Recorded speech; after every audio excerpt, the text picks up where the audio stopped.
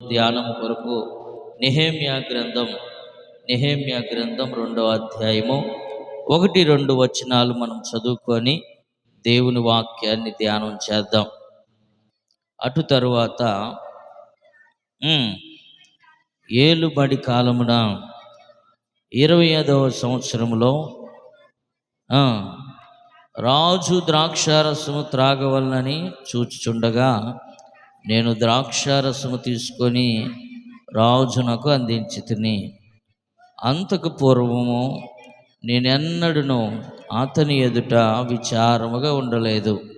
కాగా రాజు, నీకు వ్యాధి లేదు కదా, నీ ముఖము విచారంగా ఉన్నదేమి? అది కలిగినదని నాతో అనగా నేను మిగుల భయపడి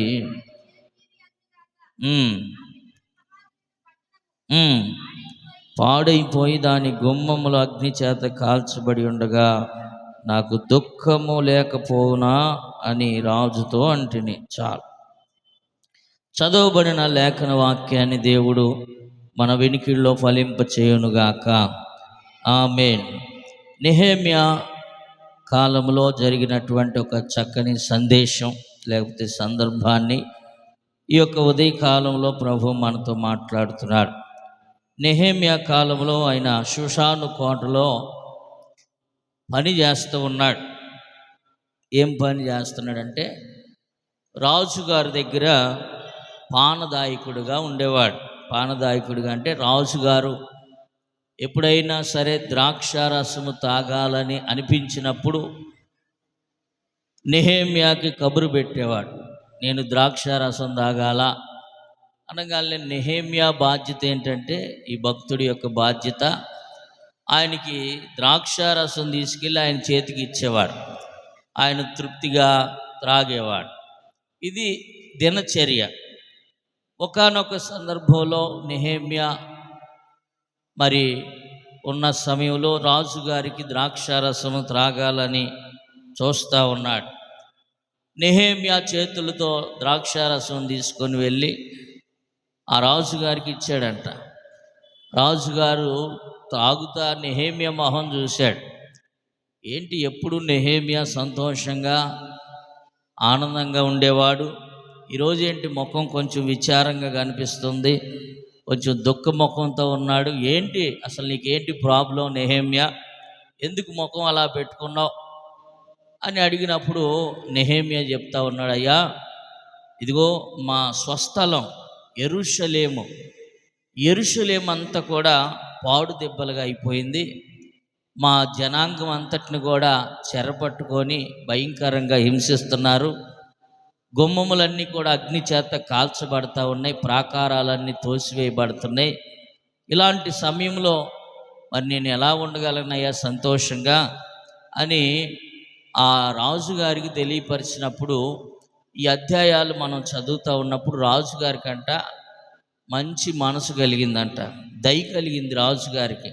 నెహెమ్యా, నువ్వు అలా ఉండటం మంచిది కాదు, కానీ నువ్వు వెళ్ళి ఆ ప్రాకారాలన్నీ కూడా శుభ్రంగా కట్టుకో అని చెప్పి కావాల్సిన ధనాన్ని ఇచ్చి ఆ నెహెమ్యాని పంపించినట్లుగా ఈ అధ్యాయాల్లో మనం చదువుతాం.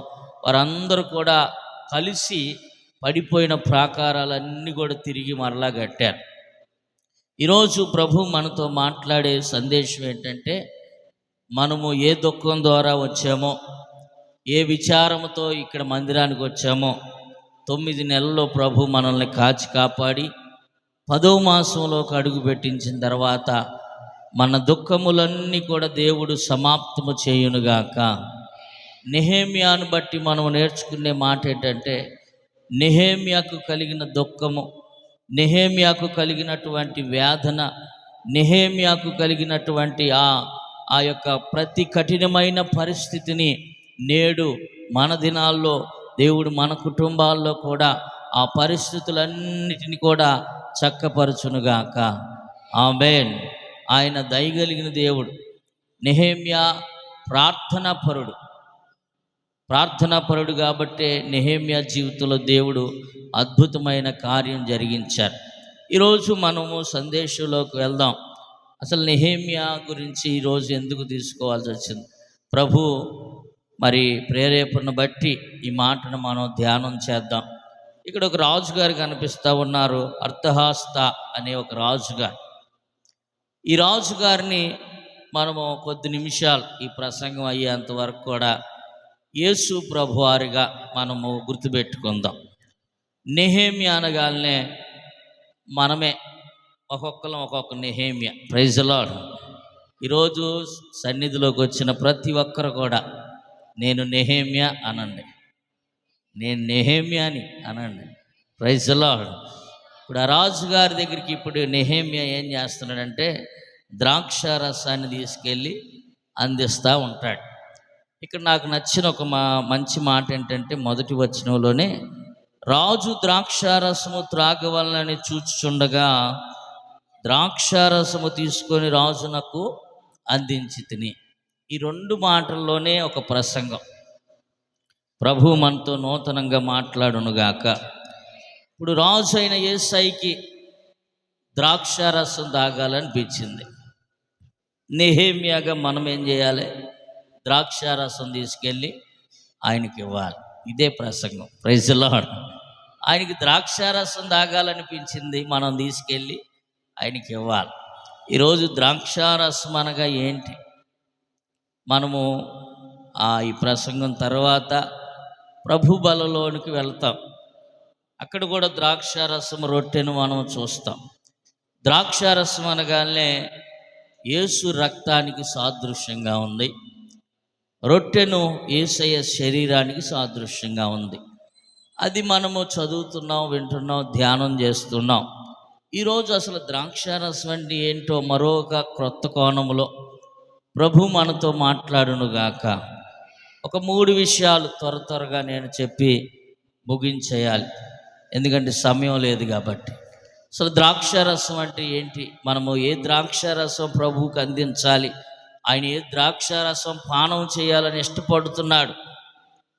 చూడండి, న్యాయాధిపతుల గ్రంథం 9వ అధ్యాయము 27వ వచనంలో అక్కడ ఉన్న ప్రజలు దేవుణ్ణి ఆరాధించడానికి వారు ద్రాక్ష తోటకు వెళ్ళారంట. ద్రాక్ష తోటలోని కొన్ని కాయలు కోసుకొచ్చుకున్నారు. వారి పొలంలోనికి వెళ్ళి వారు ద్రాక్ష పంటను ఏరుకొని వాటిని త్రొక్కి కృతజ్ఞతార్పణలు చెల్లించి చాలండి. అక్కడ ద్రాక్షారసం అనగానే మనం అర్థం చేసుకోవాలి. వారందరూ ఏం చేశారంటే ద్రాక్ష కాయలు కోసుకున్నారు పొలంలో నుంచి. మరి ద్రాక్ష కాయలు కోసుకొని ఏం చేశారు? వాటిని బాగా రసం వచ్చేటట్లుగా, ద్రాక్ష రసం వచ్చేటట్లుగా ఏం చేశారంటే త్రొక్కారంట బాగా. ఇప్పుడైతే మిషనరీలు ఉన్నాయి, కానీ ఇంతకుముందు జ్యూస్ చేయాలంటే, ద్రాక్ష జ్యూస్ చేయాలంటే ఒక తొట్టిలో ద్రాక్ష కాయలన్నీ వేసేవాళ్ళు కాళ్ళతో బాగా. ఇప్పటికి కూడా కొన్ని దేశాల్లో, పాశ్చాత్య దేశాల్లో ఎక్కువగా ద్రాక్ష పంటను అభివృద్ధి చేసే దేశాల్లో ఇప్పుడు కూడా కాళ్ళతో బాగా తొక్కుతారనమాట. తొక్కినప్పుడు వాటిలో నుంచి రసం అలాగ వస్తూ ఉంటుంది, ద్రాక్ష రసం వస్తుంది. అవన్నీ కూడా సీసాల్లో నిల్వ చేసుకొని అది విదేశాలకి ఎక్స్పోర్ట్ చేస్తారు. అది చాలా హెల్తీగా, ఆరోగ్యానికి ఉపయోగకరంగా కూడా ఉంటాయి. ఏదేమైనా సరే ఇక్కడ ద్రాక్షారసము ఏది మనము ప్రభువుకి ఇవ్వాలని ప్రభు ఇష్టపడుతున్నాడు, ప్రభువుకి ద్రాక్షారసం త్రాగాలని చూస్తూ ఉన్నాడు. ఇక్కడ రాజుగారు నెహెమ్యా తీసుకెళ్ళి ద్రాక్షారసాన్ని ఇచ్చాడు. ఏ ద్రాక్షారసం ప్రభువుకి ఇష్టం? ఇక్కడ మొట్టమొదటి మాట ఏంటంటే కృతజ్ఞతాస్తుతులు చెల్లించడమే ఒక ద్రాక్షారసం. Praise the lord. ప్రభు ఎక్కువగా ఇష్టపడుతుంది ఏదంటే ద్రాక్షారసం అనగా ఇక్కడ కృతజ్ఞతాస్తుతులు చెల్లించాలి. ఒక సందర్భంలో యేసు ప్రభువారు ఓ ప్రాంతానికి వెళ్ళాడు. ఆ ప్రాంతానికి వెళ్ళిన తర్వాత అక్కడ ఒక 10 మంది కుష్ఠరోగులు కనపడ్డారు ఆయనకి. ఆయన దగ్గరికి వచ్చారు, వేడుకున్నారు, అయ్యా మేము కుష్ఠరోగులం అయ్యా, మమ్మల్ని ఊరు రమ్మంటుంది, ఈ ఊరు వద్దంటుంది, బయటికి వెళ్ళిపోమంటున్నారు, అసలు ఊరిలోకి రావద్దని మమ్మల్ని ఊరు వెలుపలుగా పంపించేశారు, కాబట్టి మేము ఎలాగైనా బాగుపడి మా ఇళ్ళకి మేము వెళ్ళాలి, అని యేసయ్య దగ్గర మొరపెట్టుకున్నప్పుడు యేసయ్య సరే మీరు అన్నట్లుగానే మీకు జరుగునుగాక, మీరు శుద్ధులైపోతారు వెళ్ళండి అని చెప్పాడు. అలాగ వాళ్ళు వెళ్తూ ఉండగానే వాళ్ళు శుద్ధులైపోయారు. అంటే వారికి ఉన్నటువంటి కుష్ఠరోగం అంతా కూడా తగ్గిపోయింది. మొత్తం తగ్గిపోయిన తర్వాత ఏం జరిగిందంటే ఆ వెళ్ళిపోతున్న 10 మందిలో ఒకడు చూసుకున్నాడు, తన శరీరాన్ని చూసుకున్నాడు. అంత బాగుంది, అప్పుడున్న కుష్ఠరోగం లేదు, ఆ మచ్చలు లేవు, డాగులు లేవు, మొత్తం శరీరం అంతా కూడా మామూలుగా ఉంది. చూసుకున్నాడు. వెంటనే పరుగున పరుగెత్తుకొని యేసు ప్రభు వారి దగ్గరికి వచ్చాడంట. లోకాసు వార్త 17వ అధ్యాయము 16వ వచనాన్ని మనం చదివితే ఆ సందర్భం అక్కడ మనం జ్ఞాపకం చేసుకోవచ్చు. గొప్ప శబ్దముతో దేవుణ్ణి మహిమపరచుచు తిరిగి వచ్చి ఆయనకు కృతజ్ఞతాస్తుతులు చెల్లించుచు ఆయన పాదముల యొద్ద సాగిలపడెను. వాడు సమరయుడు. అందుకు యేసు 10 మంది శుద్ధులయ్యారు కదా, అసలు ఆ 9 మంది ఎక్కడ? ఈ 9 మంది ఎటు వెళ్ళిపోయారు. Praise the lord. ఈ 9 మంది ఎలాంటి వారంటే కృతజ్ఞత లేనివారు. బాగుపడ్డ తర్వాత వారు వచ్చి సన్నిధిలో సాక్ష్యం చెప్పడం అనేది కృతజ్ఞత. బాగుపడ్డ తర్వాత దేవుణ్ణి గణపరచడం అనేది కృతజ్ఞత. మేలులు పొందుకున్న తర్వాత దాన్ని జ్ఞాపకం చేసుకోవటం అనేది కృతజ్ఞత. 10 మంది కుష్ఠరోగులు బాగుపడ్డారంట, కానీ 9 మంది ఎటు వెళ్ళిపోయారో తెలియదు, అంతు లేకుండా వెళ్ళిపోయారు. ఒక్కడు మాత్రం వాడు సమరయుడు. సమరయుడు అంటే ఎవరంటే ఆ అన్యుడు, లేకపోతే ఆ దేవుణ్ణి ఎరగని జనాంగం. అలాంటి వ్యక్తి కృతజ్ఞత కలిగి పరుగునొచ్చి ఆయన పాదాల మీద పడిపోయంట, అయ్యా నువ్వు నన్ను బాగు చేసావు కదా, నేను శుద్ధుణ్ణి అయిపోయానయ్యా, ఇక చూడు అని చెప్పి యేసు ప్రభు వారి దగ్గరికి వచ్చి నిలబడ్డాడు. ఆయన అడుగుతున్నాడు, అసలు కిందమో లేరయ్యా? ఏమోనయ్యా నాకు తెలియదు, నేను మాత్రం కృతజ్ఞతతో వచ్చా. Praise the lord. నేటి దినాల్లో ప్రభు కోరుకుంటుంది ఏంటంటే, నీ నుంచి కోరుకునేది నువ్వు పొందుకున్న మేలులు కృతజ్ఞత కలిగి సాక్ష్యం చెప్పడమే. Praise the lord. ఇప్పుడు వరకు కూడా ఎన్నో సాక్ష్యాలు మనం విన్నాం. దేవుడు అద్భుతమైన కార్యాలు జరిగించారు. మరి ఇమ్మానుయేలు గురించి మనం ప్రార్థన అనుదినము ప్రతిరోజు ఎక్కడ ప్రార్థన జరిగినా సరే ఆ యవనస్తుడి కొరకు ప్రార్థన చేస్తూ ఉన్నాం. దేవుడు ఒక అద్భుత రీతిలో ఒక అద్భుతమైన సాక్ష్యాన్ని ఈ ఉదయకాలంలో మనం విన్నాం. Praise the lord. మరి అద్భుతం ఎలా జరిగిందంటే ప్రభువే ఆయన చేయగలడు, సమస్తము కూడా చేయగలడు. అయితే మనం ఎలా ఉండాలంటే ఇక్కడ నుంచి మేలులు పొందుకున్న తర్వాత కృతజ్ఞతతో దేవుని సన్నిధిలో ఉండాలి. Praise the lord. దేవుడు మనల్ని అడిగేది ఏంటంటే, నువ్వు కృతజ్ఞత కలిగి ఉండయ్యా చాలు. రోమాపత్రిక 1వ అధ్యాయం 21వ వచనం అనుకుంటా చదివితే, దేవునిగా కొంతమంది దేవుణ్ణి ఎరిగియో ఆయన్ని దేవునిగా మహిమపరచట్లేదు, అలాగే కృతజ్ఞతాస్తుతులు కూడా చెల్లించట్లేదంట. వాళ్ళు వాదనలు పెట్టుకుంటున్నారంట. వాళ్ళు వాదనల యందు వ్యర్థులైపోతున్నారు. చాలామంది ఆశీర్వాదాలు పొందుకోలేకపోవడానికి కారణం, మేలులు పొందుకోలేకపోవడానికి కారణం ఏంటంటే దేవుణ్ణి దేవునిగా ఎరిగి అలాగే దేవుణ్ణి మహిమపరచట్లేదు. రెండోదిగా కృతజ్ఞతాస్తుతులు కూడా చెల్లించట్ల. దేవుడు చేసిన మేళ్ళు ప్రతీది కూడా కృతజ్ఞతాస్తుతులు చెల్లించాలి, దేవుణ్ణి మహిమపరచాలి. దేవుడు ఎన్నో మేలులు చేశాడు మనకి, ఎన్నో ప్రమాదాల నుంచి తప్పించాడు, ఎన్నో అపాయాల నుంచి తప్పించాడు, మనకు రావాల్సిన కీడు నుంచి దేవుడు మనల్ని తప్పించాడు. 9 నెలలు కూడా ఆయన సురక్షితమైన రెక్కల నీళ్ళలో మనల్ని కాపాడుతూ వచ్చాడు. 10వ నెలలోనికి దేవుడు మనల్ని ప్రవేశపెట్టాడు. Praise the lord. మరి ఇన్ని నెలల్లో ఎంతమంది కనుమరుగైపోయారు, ఎంతమంది అసలుకి ఆచూకీ లేరు, కొంతమంది ఫోన్లు పనిచేయట్లేదు, ఇలాగా చాలామంది అదృశ్యం అయిపోయారు. ఎక్కడికి వెళ్ళిపోయారు, ఏమైపోయారో తెలియదు, ఏ హాస్పిటల్లో ఉన్నారో తెలియదు. కానీ దేవుడు మనల్ని అందరినీ కూడా మంచి ఆరోగ్యాన్ని ఇచ్చి సురక్షితంగా సజీవుల లెక్కలో నిలబెట్టిన దేవునికి మనము స్తోత్రాలు చెల్లిద్దాం. హల్లెలూయా. దేవుడు మనల నుంచి కోరుకున్న మొట్టమొదటి ఆ ద్రాక్షరసం ఏదైతే ఉందో అది కృతజ్ఞత అనే ద్రాక్షరసం అంట. Praise the lord. మనం ఎప్పుడైనా దేవుని సన్నిధిలో కృతజ్ఞత చెల్లించాలి. చూడండి మరొక మాట, ఎఫెసీ పత్రిక 1వ అధ్యాయము 16లో ఎలాగ మనము కృతజ్ఞత కలిగి ఉండాలంటే, ఈ విషయమై మానక దేవునికి కృతజ్ఞతాస్తుతులు చెల్లించాలి. చూడండి, ఈ విషయమై ప్రతి విషయంలో కూడా దేవునికి మానక కృతజ్ఞతాస్తుతులు చెల్లించాలి. చూడండి, మీకు ఒక అర్థం కావడానికి ఒక మాట చెప్తా. ఇప్పుడు మనం బుడమేరంతం దాకా వెళ్ళాలి. ఎవరన్నా మనల్ని బండి మీద ఎక్కించుకున్నారు, లిఫ్ట్ ఇచ్చారు, మనకి దిగగానే థ్యాంక్ యూ అండి అన్నాం అనుకోండి, వాళ్ళు కూడా కొంచెం సంతోషంగా ఉంటారు.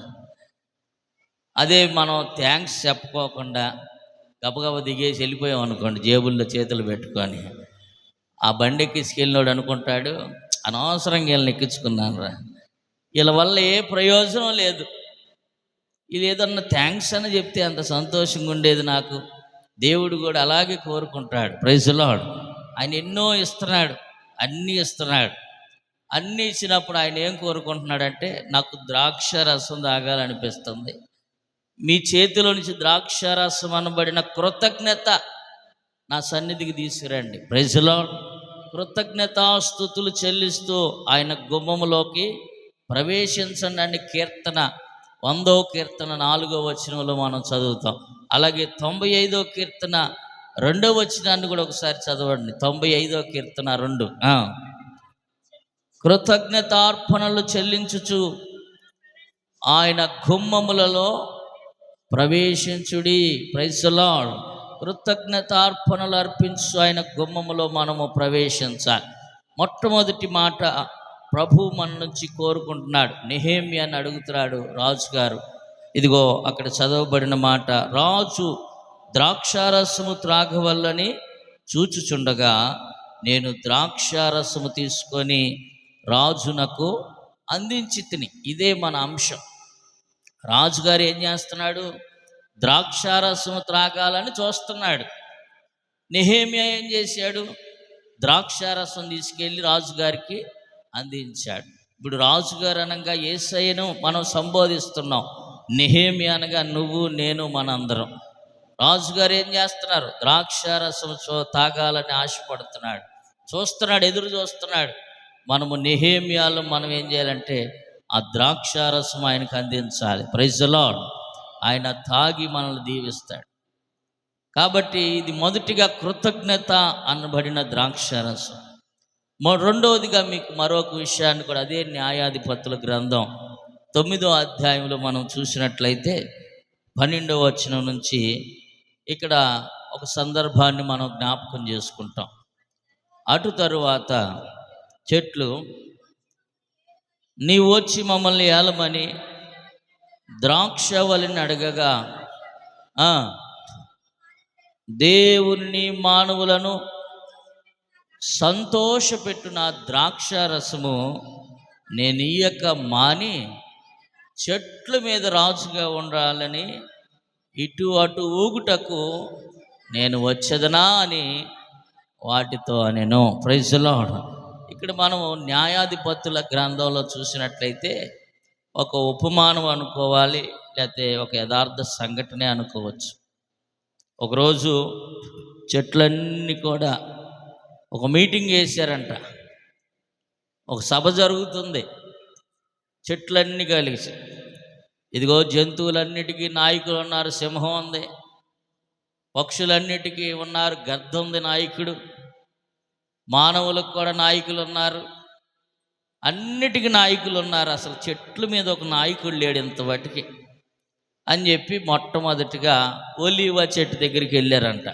ఈ చెట్లన్నీ కలిసి కమిటీ మీటింగ్ వేసుకొని ఒలీవ చెట్టు దగ్గరికి వెళ్ళి, ఒలీవ చెట్టు మా మీద నాయకుడిగా ఉంటావా అని అడిగారంట. ఒలీవ చెట్టు అందంట, అదేంటయ్యా, నా పనేంటో తెలుసా, మానవునికను దేవునికి మధ్యలో ఒక నూనె తైలములాగా నైవేద్యం అర్పించడానికి నేను ఉపయోగపడాలి కదా. ఆ మాట చదవండి అక్కడ.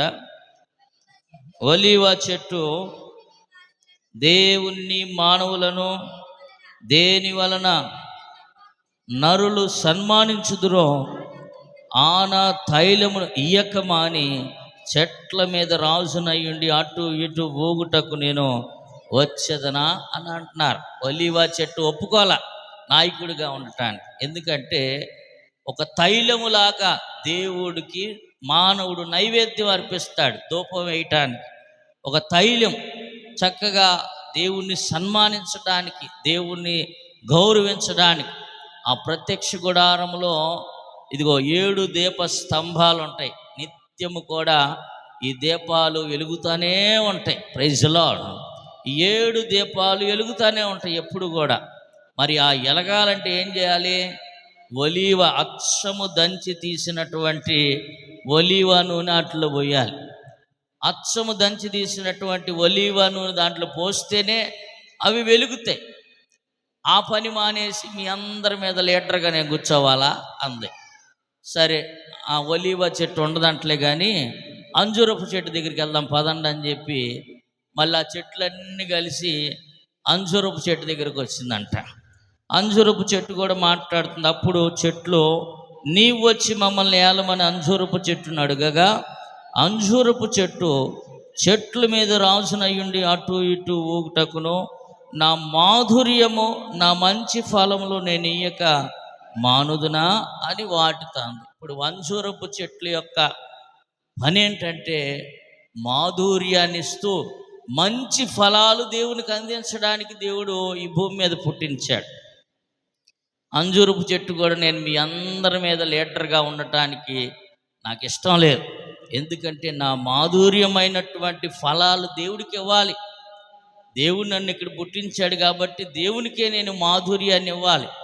ఎక్కడో లోకంలో లీడర్గా ఉండటానికో, పెత్తనం చేయటానికో, అటు ఇటు ఊగటానికో నేను ఇక్కడ లేను.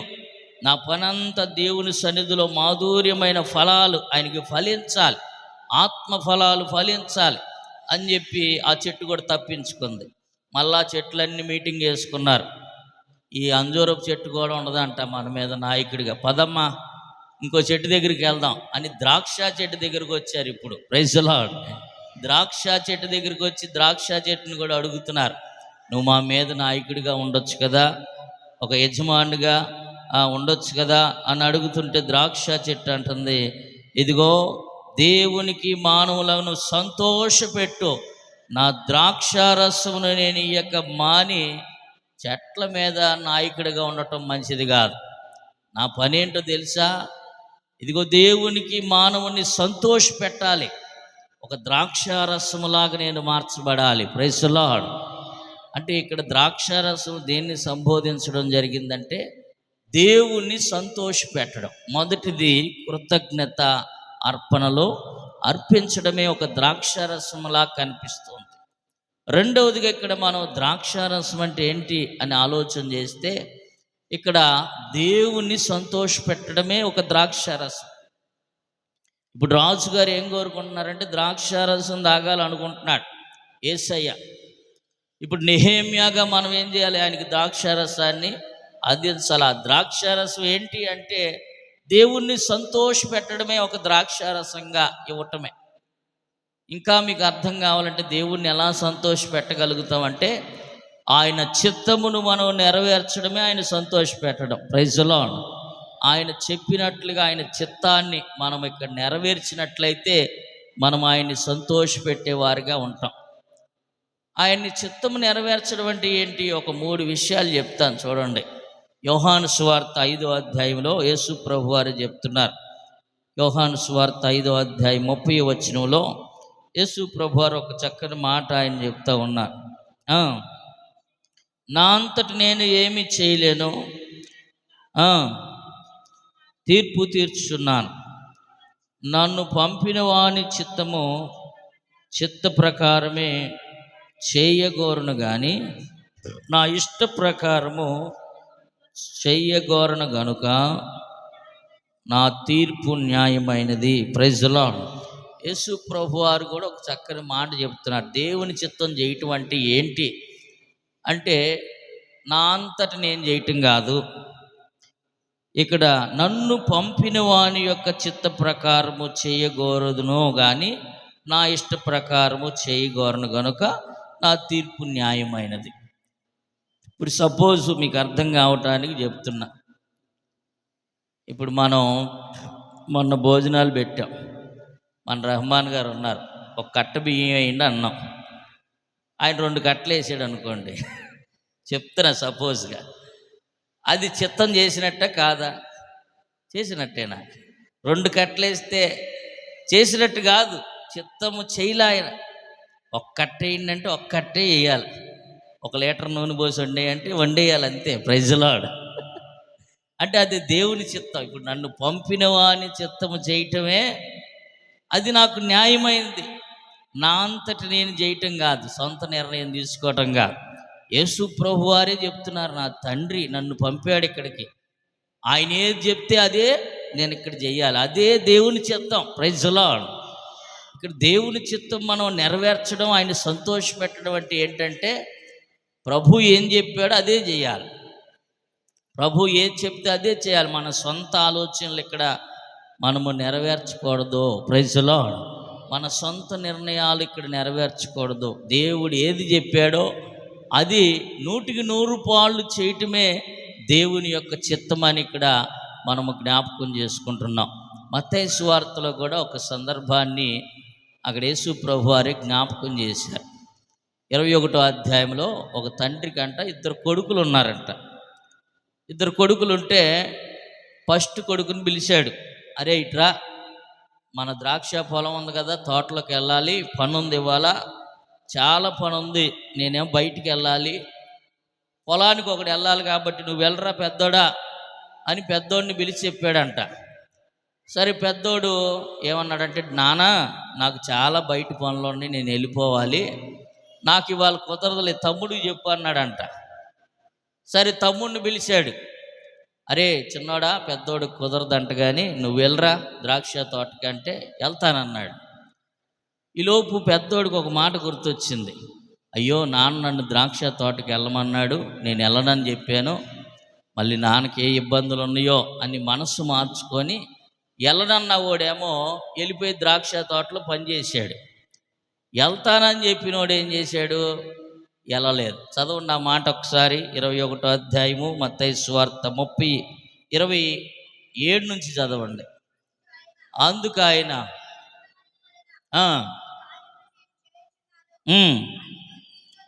అది మీతో చెప్పును, ఒక మనుష్యునికి 2 కుమారులుండిరి. కుమారుడా నేను పోయి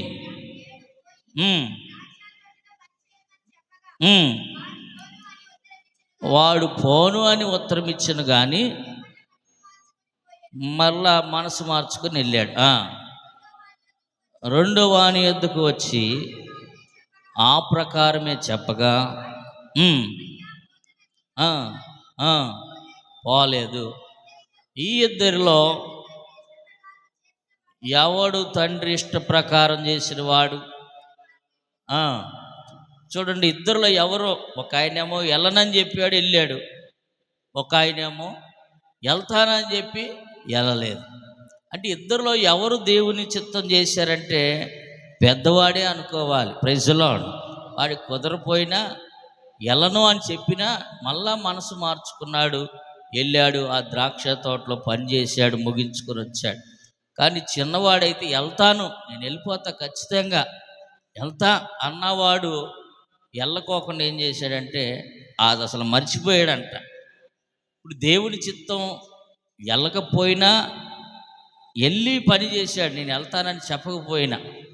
చూడండి, పెద్దవాడి యొక్క మనసు ఎలాగుందో, చిన్నవాడి యొక్క మనసు ఎలాగుందో. నేటి పరిస్థితులు కూడా అలాగే ఉన్నాయి. దేవునికి ఎన్నో మనము మాట ఇచ్చి మర్చిపోయే వారిగా ఉన్నాం. కొంతమంది మాట ఇచ్చి కూడా నేను చేయలేనయ్యా, నాకు హోదా లేదు, అంత లేదు, అనుకున్న వారు కూడా దేవునికి అనేకమైన మహిమ కార్యాలు చేస్తూ ఉన్నారు. Praise the lord. దేవుని చిత్తాన్ని వారు నెరవేర్చేవారిగా ఉన్నారని ఇక్కడ వాక్యం ద్వారా మనం జ్ఞాపకం చేసుకుంటున్నాం. అందుకని రోమాపత్రిక 12వ అధ్యాయము 1-2 వచనాల్లో మనం చదివినట్లయితే యేసు ప్రభువారు అక్కడ మనం పౌలు గారు రోమా సంఘానికి చెప్తూ కాబట్టి సహోదరులారా, పరిశుద్ధమును దేవునికి అనుకూలమైన సజీవ యాగముగా మీ శరీరములను ఆయనకు సమర్పించుకునుడని మిమ్మల్ని బ్రతిమాలుకొంచున్నాను. ఇట్టి సేవ మీకు యుక్తమైనది. ఉత్తమమును అనుకూలమును సంపూర్ణమునైన దేవుని చిత్తమేదో పరీక్షించి తెలుసుకున్నట్లు మీ మనస్సు మారి నూతన మగుట వలన రూపాంతరము పొందుడి. Praise the Lord. ఎప్పుడైతే దేవుని చిత్తము అంటే అనుకూలమును అలాగే ఉత్తమమునైన సంపూర్ణమునై ఉన్న దేవుని చిత్తమేదో మనం పరీక్షించి తెలుసుకున్నట్లుగా మన మనసు ముందుగా ఏమవ్వాలంట, నూతన పరచబడాలి. మనం ఎలాగవ్వాలంటే రూపాంతరం చెందాలి. Praise the lord. ముందు మనసు నూతన పరచబడాలి, అప్పుడు మనం రూపాంతరం చెందుతాం. దేవుని చిత్తమేదో తెలుసుకోవాలి. ఉత్తమమైనదేదో, మంచిదేదో, ఇదిగో సంపూర్ణమైనదేదో మనము తెలుసుకోగలిగితే అప్పుడు దేవుని చిత్తాన్ని మనం చేయగలుగుతాం. దేవునికి ఇష్టమైనది ఏంటో మనం తెలుసుకోవాలి కదా. అందుకే ఈరోజు ప్రభు మనతో మాట్లాడుతున్న మాట, రాజుగారికి ద్రాక్షారసం తాగాలని అనిపించింది. నెహెమ్యా ఏం చేశాడంటే ద్రాక్షారసం తీసుకెళ్ళి అందించాను అని చెప్తున్నాడు. ప్రభు అయిన యేసుక్రీస్తు వారు కూడా ఇదిగో ఆయన కూడా మన నుంచి కొన్ని ఫలములు అనగా ద్రాక్షారసమును తాగాలని ఆయన ఆశపడుతున్నాడు. మనము ఆయనకి కృతజ్ఞత అనే ద్రాక్షారసం అందించుదుముగాక. రెండవదిగా ఆయన్ని సంతోషపెట్టే ద్రాక్షారసం అనగా దేవుని చిత్తమును ఆయనకి మనం అందించుదుముగాక. మూడవ మాట కూడా మరి చెప్పడానికి టైం లేదు కానీ త్వరగా చెప్తాను. నిర్గమకాండం 27వ అధ్యాయము 20వ వచనములో దేవుని మందిరానికి నైవేద్యముగా ఏం తీసుకురావాలో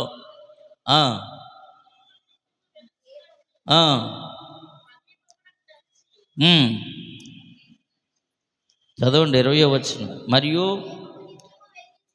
దీపము నిత్యము వెలిగించినట్లు ప్రదీపమునకు దంచి తీసిన అచ్చము ఒలీవల నూనె తేవలనని ఇశ్రాయేలీయులకు ఆజ్ఞాపించితిని.